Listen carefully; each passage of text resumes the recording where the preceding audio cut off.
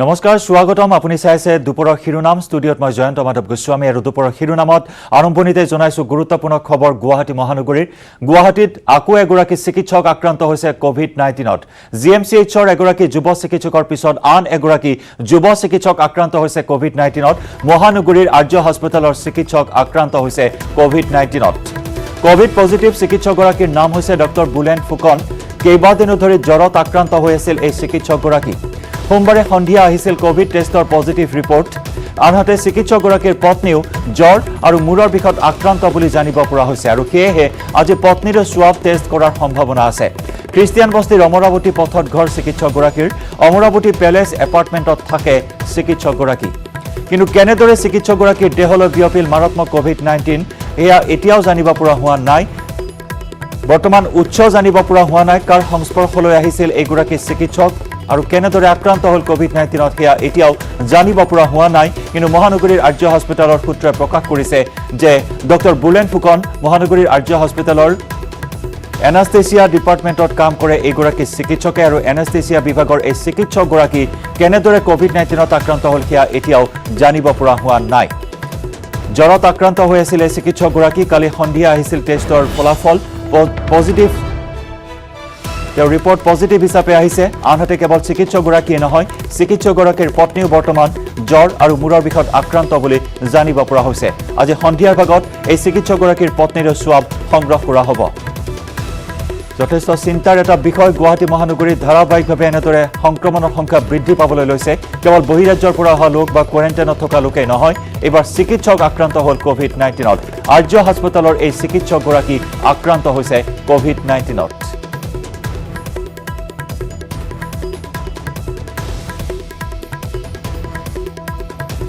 আৰু ইফালে কোভিড-19ত আক্ৰান্ত হৈছে লখিমপুৰৰ চিকিৎসকৰ এটা পৰিয়াল আক্ৰান্ত ময়দিমিয়াৰ ডাক্তৰ হাফিজ জামানৰ পৰিয়াল কোৱাৰেণ্টাইন কেন্দ্ৰৰ তত্ত্বাৱধানত দায়িত্বত আছিল ডাক্তৰ হাফিজ জামান চিকিৎসকগৰাকীৰ পৰিয়ালৰ 3 সদস্য আক্ৰান্ত হৈছে কোভিড-19ত কোভিড-19ত আক্ৰান্ত হৈছে লখিমপুৰৰ চিকিৎসকৰ এটি পৰিয়াল আক্ৰান্ত হৈছে ময়দিমিয়াৰ ডাক্তৰ হাফিজ জামানৰ পৰিয়ালটি কোৱাৰেণ্টাইন কেন্দ্ৰৰ তত্ত্বাৱধানত দায়িত্বত আছিল ডাক্তৰ হাফিজ জামান চিকিৎসকগৰাকীৰ পৰিয়ালত 3 গৰাকী সদস্য আক্ৰান্ত হৈছে কোভিড-19ত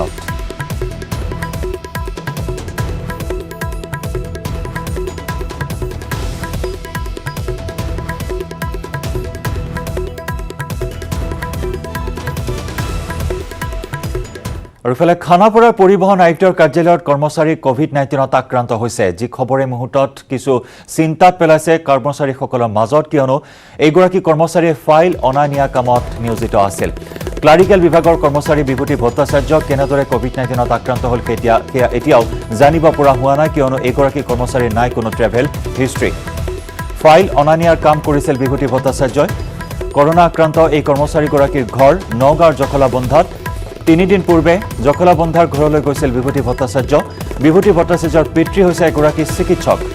দেওবাৰলৈকে জখলাবন্ধাৰ MMUত চিকিৎসা প্ৰদান কৰিছিল চিকিৎসক পিতৃয়ে আৰু চিকিৎসক পিতৃগৰাকীৰ নাম হৈছে লোকেন্দ্ৰ ভট্টাচাৰ্য কৰোনাক্ৰান্ত বিভূতিৰ নাই কোনো ট্ৰেভেল হিষ্ট্ৰী পৰিবহণ বিভাগৰ সকলো কৰ্মচাৰীৰে বৰ্তমান সোৱাব সংগ্ৰহ কৰা হৈছে আৰু লগতে পৰিবহণ আয়ুক্তৰ কাৰ্যালয়ত সাধাৰণ লোকৰ প্ৰৱেশ নিষিদ্ধ কৰা হৈছে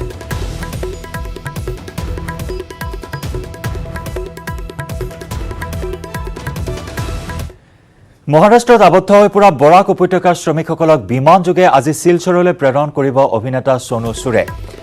এয়াৰ এছিয়া বিমানেৰে মুম্বাইৰ ছত্ৰপতি শিৱাজী বিমানবন্দৰৰ পৰা 170 জন বৰাকৰ শ্ৰমিকক শিলচৰৰ বিমানবন্দৰলৈ প্ৰেৰণ কৰিব সোনু সুৰে কুম্ভীৰগ্ৰাম বিমানবন্দৰত দিনৰ 12:10 অৱতৰণ কৰিব এই বিমানখন অভিনেতাগৰাকীৰ উদ্যোগত আবদ্ধ হৈ থকা লোকসকলক দুৰ্গত লোকসকলক উদ্ধাৰ কৰি নিজ গৃহলৈ প্ৰেৰণৰ সুব্যৱস্থা গ্ৰহণ কৰি আহিছে এইগৰাকী মানৱ দৰদী মহানুভৱতা প্ৰদৰ্শন কৰি অহা অভিনেতাই সোনু সুৰ এইগৰাকী অভিনেতাই এই বিপদৰ সময়ছোৱাত এই বিভীষিকাৰ সময়ছোৱাত আবদ্ধ হৈ পৰা শ্ৰমিকসকলক নিজ গৃহলৈ প্ৰেৰণৰ ব্যৱস্থা গ্ৰহণ কৰি আহিছে লকডাউনৰ সময়ছোৱাত যি সময়ত ৰেল সেৱা বন্ধ হৈ পৰিছিল সেই সময়ত বাছৰ ব্যৱস্থা কৰি আবদ্ধ শ্ৰমিকসকলক প্ৰেৰণৰ ব্যৱস্থা কৰিছিল আৰু ৰেল সেৱা মুকলি হোৱাৰ পিছতো ৰেলৰ মাধ্যমেৰে বহু সংখ্যক শ্ৰমিকক তেওঁ স্বগৃহলৈ প্ৰেৰণৰ সুব্যৱস্থা কৰি দিছিল আৰু এতিয়া এয়াৰ এছিয়াৰ বিমানেৰে বৰাক উপত্যকাৰ 170 জন শ্ৰমিকক স্বগৃহলৈ প্ৰেৰণ কৰাৰ সুব্যৱস্থা গ্ৰহণ কৰিছে অভিনেতাগৰাকীয়ে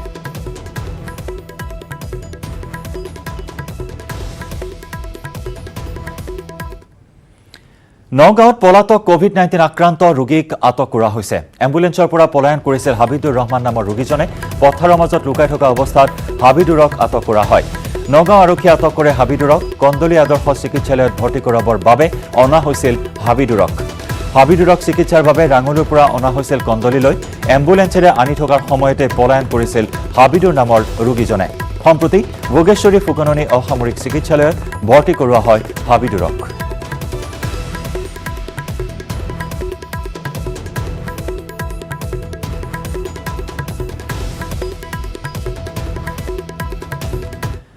ইফালে হাইলাকান্দি সিভিল হাস্পতালত এক চাঞ্চল্যকৰ ঘটনা। হাস্পতালৰ বাহিৰলৈ ওলাই আহিল ৪৫জনকৈ কোভিড-19 আক্ৰান্ত ৰোগী। আইচলেশ্যন ৱাৰ্ডৰ পৰা বাহিৰলৈ ওলাই আহিল ৰোগীসকল। হাইলাকান্দিৰ SK ৰায় অসামৰিক চিকিৎসালয়ত ঘটিল এই ঘটনা।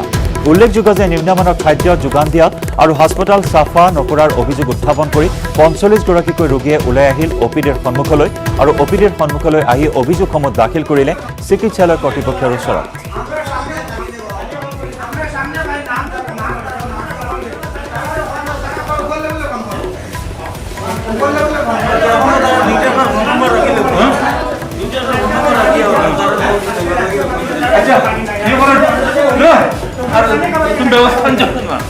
জল আর পানি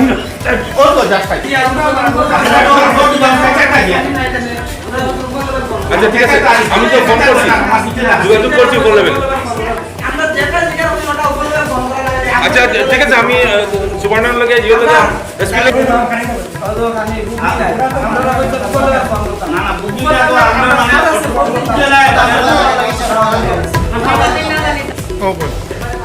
কই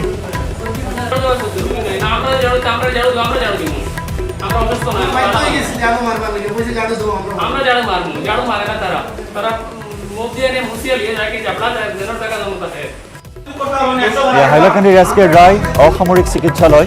আৰু এই চিকিৎসালয়খনত এইসকল ৰোগী বৰ্তমান চিকিৎসাধীন হৈ আছে। উল্লেখযোগ্য যে ৫০গৰাকী ৰোগী ভৰ্তি কৰোৱা হৈছিল। ইতিমধ্যে ৫গৰাকী ৰোগীক কালি মুকলি কৰি দিয়া হয় হাস্পতালখনৰ পৰা আৰু বাকী ৪৫গৰাকী ৰোগীয়ে কেতবোৰ অভিযোগ উত্থাপন কৰি OPDৰ সন্মুখলৈ ওলাই অহা পৰিলক্ষিত হয়। এই ৪৫গৰাকী ৰোগীৰ অভিযোগ যে তেওঁলোকক অতি নিম্নমানৰ খাদ্য সামগ্ৰী যোগান ধৰা হৈছে আৰু তাৰ সমান্তৰালকৈ এক কদৰ্যময় পৰিৱেশে বিৰাজ কৰিছে। পৰিষ্কাৰ পৰিচ্ছন্নতাৰ ক্ষেত্ৰত গুৰুত্ব প্ৰদান কৰা নাই হাস্পতাল কৰ্তৃপক্ষই আৰু এনে অভিযোগ উত্থাপন কৰি OPDৰ সন্মুখলৈ আহি অভিযোগসমূহ দাখিল কৰিলে এই ৪৫গৰাকী কোভিড-19ত আক্ৰান্ত ৰোগীয়ে।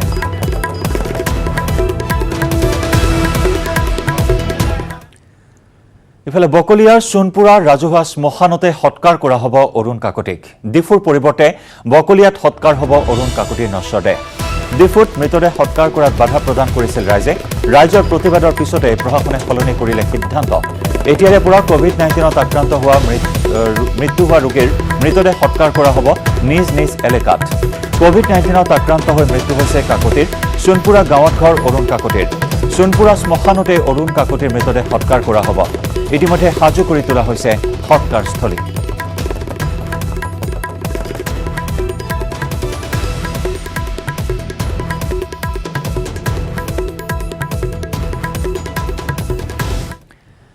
ৰাজ্যৰ এখন ঐতিহাসিক চিকিৎসালয়ত ওলমিল তলা। শিক্ষামন্ত্ৰীৰ নিৰ্দেশৰ পিছতে বন্ধ হ'ল যোৰহাটৰ বেজবৰুৱা হাইস্কুল। সদ্য ঘোষিত হাইস্কুল শিক্ষান্ত পৰীক্ষাত শোচনীয় ফলাফলৰ বাবেই বন্ধ হ'বলগীয়া হ'ল এই ঐতিহাসিক বিদ্যালয়খন। যোৰহাটৰ বেজবৰুৱা হাইস্কুল প্ৰতিষ্ঠা কৰিছিল ৰসৰাজ লক্ষ্মীনাথ বেজবৰুৱাৰ ককায়েক গোবিন্দ বেজবৰুৱাই। অসমৰ ছাত্ৰ ছাত্ৰীক ইংৰাজী শিকাই আগবঢ়াই নিয়াৰ হেঁপাহেৰে ব্ৰিটিছৰ দিনতে স্থাপন কৰিছিল এই বিদ্যালয়খন। যোৰহাটৰ লগতে জাঁজি, দেৰগাঁও, গোলাঘাট, শিৱসাগৰতো স্থাপন কৰিছিল বেজবৰুৱা স্কুল। কিন্তু পৰৱৰ্তী সময়ত বিভিন্ন কাৰণত যোৰহাটৰ বেজবৰুৱা হাইস্কুলত কমিছিল শিক্ষাৰ্থীৰ সংখ্যা। পূৰ্বে নিউজ 18ত সম্প্ৰচাৰ হৈছিল যোৰহাটৰ বেজবৰুৱা হাইস্কুলৰ মৃত্যু ঘণ্টা বাজিবলৈ ওলোৱা বাতৰি।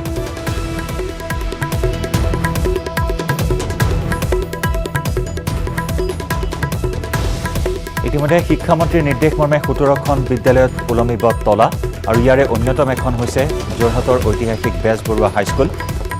ব্ৰিটিছৰ দিনতে স্থাপন কৰা হৈছিল। ৰসৰাজ লক্ষ্মীনাথ বেজবৰুৱাৰ ককায়েক গোবিন্দ বেজবৰুৱাই স্থাপন কৰিছিল এই বিদ্যালয়খন। অতি পুতৌজনক ফলাফল, এজনেও উত্তীৰ্ণ হ'বলৈ সক্ষম নহ'ল এই বিদ্যালয়খনৰ পৰা। এই ঐতিহাসিক বিদ্যালয়খনৰ ফলাফল শূন্য এইবেলি আৰু যাৰ বাবে তলা ওলমিল এই ঐতিহাসিক বিদ্যালয়খনত। নিশ্চিতভাৱে শৈক্ষিক মহলত চিন্তাৰ উদ্ৰেক ঘটাইছে এই খবৰে এখন ঐতিহাসিক বিদ্যালয়ৰ এনেদৰে তলা ওলমা কাৰ্য সহজভাৱে মানি ল'ব পৰা নাই ৰাজ্যৰ বিদ্যুৎ মহলে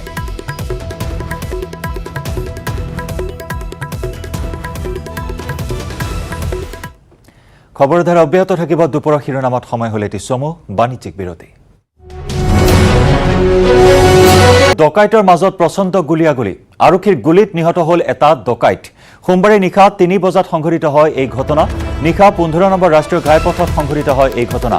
ঘটনাস্থলীৰ পৰা পলাল আন ৩টা ডকাইত নিহত ডকাইতৰ পৰা বাইকসহ .22 পিষ্টল উদ্ধাৰ কৰা হয় নিশা গোপন সূত্ৰৰ পম খেদি আৰক্ষীয়ে চলাইছিল এই অভিযান শাকতোলা নৈৰ পাৰত নিশা আৰক্ষীয়ে চলাই এই সফলতা লাভ কৰিবলৈ সক্ষম হয়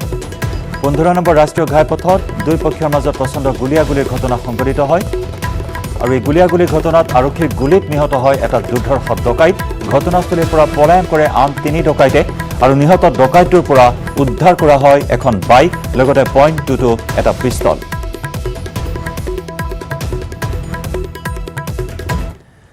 মহানগৰীৰ গড়চুকত সংঘটিত হয় এক অগ্নিকাণ্ডৰ ঘটনা হোটেল পৰশুৰামৰ পিছফালে থকা এটা দুমহলীয়া গুদামত এই অগ্নিকাণ্ড স্পেক্ট্ৰা গুদামটোত ইলেক্ট্ৰনিক সামগ্ৰী মজুত আছিল শ্বৰ্ট চাৰ্কিটৰ ফলত সংঘটিত হয় এই অগ্নিকাণ্ড এই সন্দেহ প্ৰকাশ কৰা হৈছে অগ্নি নিৰ্বাপক বাহিনী দুখন গাড়ীৰে বৰ্তমান জুই নিৰ্বাপন কৰা হৈছে মহানগৰীৰ গড়চুকত সংঘটিত হৈছে বিধ্বংসী অগ্নিকাণ্ড আমি দৃশ্য দেখুৱাইছো এটা দুমহলীয়া গুদাম এই দুমহলীয়া গুদামটোত শ্বৰ্ট চাৰ্কিটৰ ফলত অগ্নিকাণ্ডৰ সূত্ৰপাত হোৱাৰ সন্দেহ প্ৰকাশ কৰা হৈছে জুই ধোঁৱাই চানি ধৰিছে সমগ্ৰ বাসগৃহ সমগ্ৰ অট্টালিকা স্পেক্ট্ৰা নামৰ এই গুদামটোত ইলেক্ট্ৰনিক্সৰ সামগ্ৰী মজুত আছিল শ্বৰ্ট চাৰ্কিটৰ ফলত অগ্নিকাণ্ডৰ সূত্ৰপাত হোৱাৰ সন্দেহ কৰা হৈছে লগে লগে খবৰ দিয়া হয় অগ্নি নিৰ্বাপক বাহিনীৰ গাড়ী আৰু অগ্নি নিৰ্বাপক বাহিনী দুখনকৈ গাড়ী ঘটনাস্থলীত উপস্থিত হৈ জুই নিৰ্বাপনৰ চেষ্টা চলায়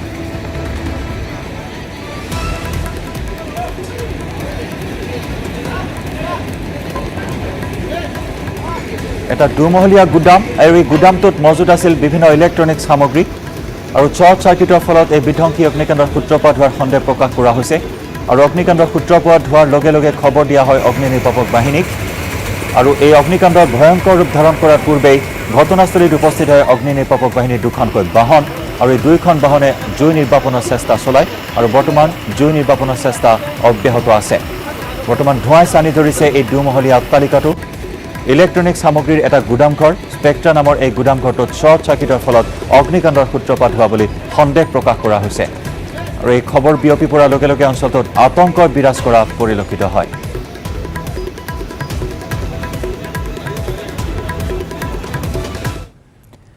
বৰপেটাৰ কদমগুৰি গাঁৱত অঘটন বিয়াৰ 4 দিন পিছতে নৱবিবাহিতাৰ ৰহস্যজনক মৃত্যু নৱবিবাহিতাগৰাকীৰ নাম হৈছে সানিয়াৰা পাৰবিন বৰবালা গাঁৱৰ সিকন্দৰ আলীৰ কন্যা সানিয়াৰা পাৰবিন শুকুৰবাৰে হাউলিৰ কদমগুৰি চকৰ দিলদাৰ হুছেইনৰ সৈতে বিবাহ পাশত আবদ্ধ হৈছিল সানিয়াৰা আৰু আজি পুৱা সানিয়াৰাৰ মৃত্যুৰ খবৰ পাই পিতৃ পৰিয়ালৰ লোকে স্বামী পৰিয়ালৰ মতে উচ্চ ৰক্তচাপত ভুগি মৃত্যু হৈছে সানিয়াৰাৰ মৃতদেহৰ নাক মুখ আৰু বিছনাত লাগি আছে তেজৰ চেকুৰা নৱবিবাহিতাগৰাকীক হত্যাৰ সন্দেহ প্ৰকাশ কৰিছে পৰিয়ালৰ লোকে স্বামী পৰিয়ালৰ মতে নিশা 2 বজাত উচ্চ ৰক্তচাপত ভুগি মৃত্যু হয় নৱবিবাহিতা সানিয়াৰাৰ ইতিমধ্যে হাউলি থানা আৰক্ষী উপস্থিত হৈ আৰম্ভ কৰিছে ঘটনাৰ তদন্ত ইতিমধ্যে সোধা পোছা কৰা হৈছে আটক কৰা হৈছে স্বামী দিলদাৰ হুছেইনক ইপিনে মৃত সানিয়াৰা দিলদাৰ হুছেইনৰ মাহীয়েকৰ ছোৱালী সামাজিক ৰীতিমতে বিয়া হৈছিল সানিয়াৰা দিলদাৰৰ নৱবিবাহিতা ৰহস্যজনক মৃত্যুৰ এই ঘটনাক লৈ বৰপেটাত সৃষ্টি হৈছে তীব্ৰ চাঞ্চল্যৰ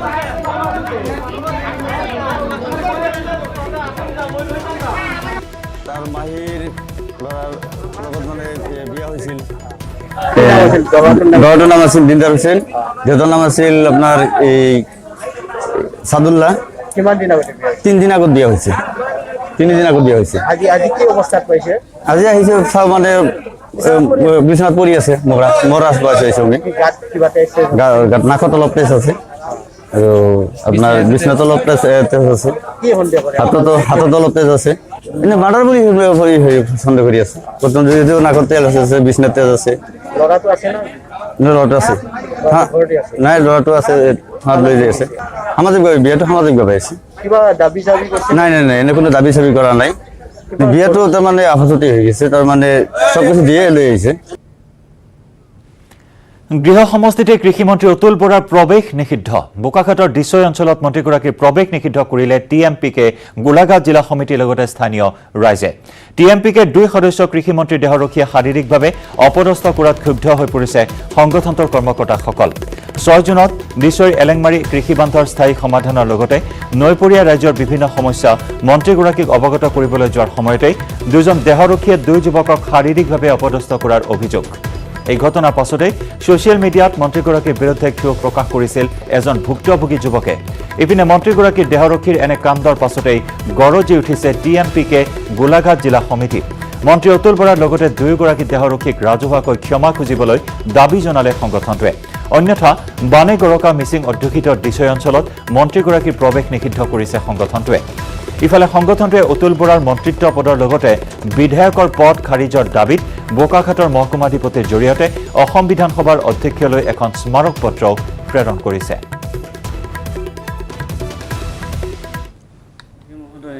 দিছৈ পঞ্চায়তত ৰাইজৰ কিছুমান হাইজা আগবঢ়াব গৈছিলে তাতে আমাৰ স্থানীয় আমাৰ টিএমপিকে সদস্য এজনে আপোনালোকে জানে বহুত দিনৰ পৰা তাতে দিছৈত এটা জান ছিঙি তাতে প্ৰায় 100 বিঘা মাটি খেতি নষ্ট হৈছে ধান খেতি আৰু সেই সমস্যাটোকে তেখেতক অৱগত কৰিব গৈছিলে আৰু সেই অৱগত কৰা সময়তে আমাৰ কৃষিমন্ত্ৰী মহোদয়ে তেখেতৰ দেহৰক্ষী জোৱানসকলক তেখেতক লগাই তেখেতক মাৰপিট কৰালে আৰু ৰাজহুৱা স্থানত মাৰপিট কৰাইছে যিহেতু বিধায়ক আৰু মন্ত্ৰিত্ব পদৰ নিচিনা এটা সন্মানীয় পদক তেখেতে কলংকিত আনিছে আৰু ৰাইজৰ যি মৌলিক অধিকাৰ সেই খৰ্ব কৰিছে সেইকাৰণে আমি গোলাঘাট জিলা টিএমপিকে তেখেতৰ যিটো মন্ত্ৰিত্ব আৰু বিধায়ক পদৰ খাৰিজ কৰিবৰ কাৰণে আমি বিধানসভাৰ অধ্যক্ষলৈ এখন স্মাৰক পত্ৰ প্ৰদান কৰিছোঁ যেতিয়ালৈকে তেখেতে ৰাজহুৱাভাৱে ক্ষমা নোখোজে তেতিয়া পৰ্যন্ত তেখেতক আমাৰ যি মিচিং অধ্যুষিত অঞ্চলত তেখেতক আমি প্ৰৱেশ নিষিদ্ধ কৰিছোঁ চকুৰ সন্মুখতে খহি পৰিল এটা পকী পথ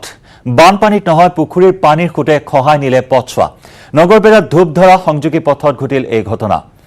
হেকৰাত পুখুৰীত পানীয়ে অন কেমেৰা খহাই নিলে এই পকী পথছোৱা উফন্দি উঠা পুখুৰীৰ পানী এৰি দিয়াৰ বাবে এজন মাছ ব্যৱসায়ীয়ে মূল পথৰ তলেৰে বৰিং কৰিছিল ৰাইজে বাধা প্ৰদান কৰিছিল কিন্তু ৰাইজৰ বাধা নামানি এনে ভয়ংকৰ কাণ্ড সংঘটিত কৰিলে মাছ ব্যৱসায়ী মহৰ আলীয়ে পকী পথৰ তলেৰে মহৰ আলীয়ে বৰিং কৰাৰ অভিযোগ স্থানীয় ৰাইজৰ আৰু অন কেমেৰা পুখুৰীৰ বাঢ়নি পানীয়ে খহাই নিলে এটা পকী পথ ৰাইজৰ বাধা নেওচি এগৰাকী মাছ ব্যৱসায়ীয়ে নিজৰ পুখুৰীৰ বাঢ়নি পানী বুৱাই নিয়াৰ বাবে এই পথৰ তলেৰে বৰিং কৰিছিল আৰু যাৰ ভয়ংকৰ পৰিণাম অন কেমেৰা পুখুৰীৰ বাঢ়নি পানীয়ে খহাই নিলে এই পকী পথছোৱা বৰ্তমান এই পথছোৱাৰে ধূপধাৰাৰ সংযোগী পথ বৰ্তমান যোগাযোগ বিচ্ছিন্ন হৈ পৰিছে কেইদিনমান আগত বানপানীৰ সময়ত মানে এই ৰাস্তাটোৰ তলেদি মানে ৱেৰিং কৰিছিল সিহঁতে আৰু ৱেৰিং কৰাৰ নামত মানে সিহঁতে PWDৰ কোনো পাৰ্মিশ্যন লোৱা নাছিলে তাৰ ফলস্বৰূপে এনেকুৱা এটা দুৰ্ভাগ্যজনক ঘটনাৰ সন্মুখীন হ'ব লগা আমি হৈছোঁ আৰু এতিয়া এই কৰোণাতংকৰ মাজতে এতিয়া এই ধৰণৰ এটা গুৰুত্বপূৰ্ণ ৰাস্তা বন্ধ হৈ যোৱাটো নিশ্চয় ভাল কথা নহয় আৰু আমি দাবী জনাইছোঁ উক্ত ব্যক্তিজনে আজিৰ দিনটোৰ ভিতৰতে গোটেইখিনি যাতে ঠিক কৰি দিয়ে তাৰ কাৰণে আমি দাবী এই মুহূৰ্তত লকডাউন চলি আছে বা এম্বুলেন্স আহিব পাৰে আৰু এম্বুলেন্স আহিলে গাড়ী এইফালেদি পাৰ হ'ব নোৱাৰে আৰু এইটো মূল পথ আৰু যাতে সোনকালে ভাল হয় সেয়া আৰু বিভাগীয় কৰ্তৃপক্ষ আহে বঙাইগাঁৱত কৃষকক চৰম প্ৰবঞ্চনা কৃষি বিভাগে যোগান ধৰা উন্নত মানৰ বীজৰ পৰা উৎপাদন হল পতান বঙাইগাঁৱৰ বৈতামাৰীত কৃষি বিভাগে যোগান ধৰা উন্নত বীজেৰে খেতি কৰি এতিয়া মূৰে কপালে হাত দিবলগীয়া হৈছে এইসকল কৃষকে বিঘাই প্ৰতি 2-3 গুণ উৎপাদনৰ আশা দেখুৱাই কৃষি বিভাগে বৃহত্তৰ অঞ্চলটোৰ কৃষকসকলৰ মাজত বিতৰণ কৰিছিল ধানৰ বীজ